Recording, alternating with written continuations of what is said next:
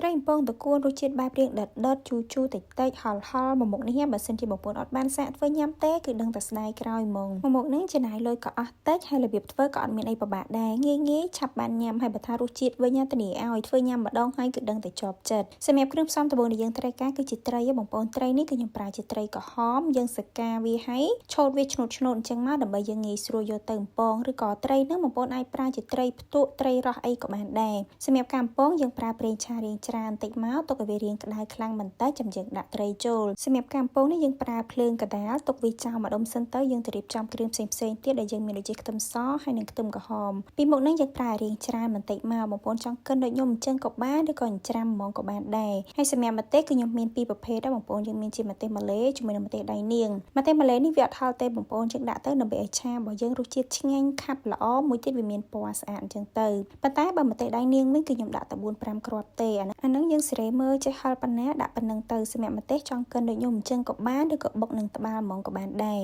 ហើយគ្រឿងចុងក្រោយគេគឺជាអំពិលបងប្អូនអំពិលទុំនេះយើងលាងទឹកឲ្យស្អាតត្រាំជាមួយទឹកក្តៅ 4-5 នាទីហើយជ្រុំវាឲ្យបែកមកបន្ទាប់ពីយើងធ្វើគ្រឿងក្រើផ្សេងរួចរាល់ហើយយើងទៅមើលត្រីម្ដងសម្រាប់ត្រីនេះយើងបំពងឲ្យក្រៀមល្អមកបងប្អូនមកជាហៀងហ្នឹងខ្ញុំបំពងប្រហែលជាខ្ទង់10នាទីនិយាយទៅឲ្យវាស្រួយហ្មងបានឆ្ងាញ់បើសិនជាត្រីនឹងនៅរាងទន់ញ៉ាំទៅក៏អត់សូវឆ្ងាញ់ដែរបន្ទាប់ពីត្រីរបស់យើងឡើងក្រៀមល្អស្រួយហើយយើងមកធ្វើឆាតកួនម្ដងបងប្អូនសម្រាប់ខ្ទះគឺខ្ញុំប្រើខ្ទះដដែលទេដោយសារតែខ្ទះនឹងវាអត់ខ្លោចចឹងណាប៉ុន្តែខ្ញុំចាក់ប្រេងឆាចាស់ចោលហើយយើងដាក់ប្រេងឆាថ្មីបំពងខ្ទឹមសជាមួយខ្ទឹមក្រហមនឹងមើលទៅសបល់របស់វាឡើងព្រឿងមកល្មមយើងដាក់ម្ទេសចូលមក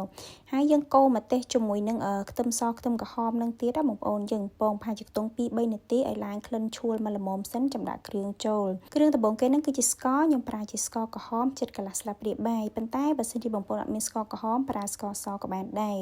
បន្ទាប់ពីនឹងមកចាំយើងដាក់ទឹកអំពិលទុំចូលគឺខ្ញុំប្រើចំនួន3ស្លាបព្រាបាយទឹកប្រេងខ្យង2ស្លាបព្រាបាយទឹកត្រី1ស្លាបព្រាបាយប៊ីចេង1ស្លាបព្រាកាហ្វេជាមួយនឹងម្សៅស៊ុប1ស្លាបព្រាកាហ្វេដែរបន្ទាប់ពីដាក់គ្រឿងក្រើរួចរាល់ហើយយើងបន្ថែមទឹកបន្តិចមកដើម្បីកុំឲ្យឆារបស់យើងនឹងវាគោកពេកយើងកូរគ្រឿងទាំងអស់នឹងនៅលើភ្លើងប្រហែលជាខ្ទង់ 2-3 នាទីមើលតែវាឡើងខាប់មកល្មមហើយបងប្អូនអាចភ្លក់មើលហើយថែមថយគ្រឿងបានសម្រាប់ខ្ញុំនេះគឺខ្ញុំបន្ថែមទឹកត្រីបន្តិចជាមួយនឹងស្ករបន្តិចទៀតដែរសម្រាប់រសជាតិគឺខ្ញុំយករៀងដិតបន្តិចបងប្អូនរៀងប្រៃផ្អែមប៉ុន្តែមិនខ្លាំងមែនទេនិយាយទៅបងប្អូនសេរីមើលទៅតាមចំណង់ចំណូលចិត្តទេប៉ុន្តែបើថារសជាតិជូរវិញកុំយកជូរខ្លាំងពេកបងប្អូនជូរមកល្មមបានហើយអានេះបើសិនជាជូរខ្លាំងពេកក៏អត់សូវឆ្ងាញ់បានដែរបន្ទាប់ពីយើងភ្លក់មើលត្រូវគ្រឿងរួចរាល់ហើយចាំដាក់តកួនចូលសម្រាប់តកួននេះគឺខ្ញុំប្រើជាតកួនចិនណាបងប្អូនបើសិនជាយើងប្រើតកួនបឹងឬក៏តកួនស្រែខ្ញុំគិតថាវាអត់សូវឆ្ងាញ់ទេដោយសារតែវាមានក្លិនជ័រក្លិនអីអញ្ចឹងទៅហើយសម្រាប់តកួនហ្នឹងគឺឆាឲ្យយូរបន្តិចមកណាបងប្អូនកុំឲ្យវានៅស្រស់ឆាតតកួននឹងឡើងទន់ឡើងឆ្អិនហើយ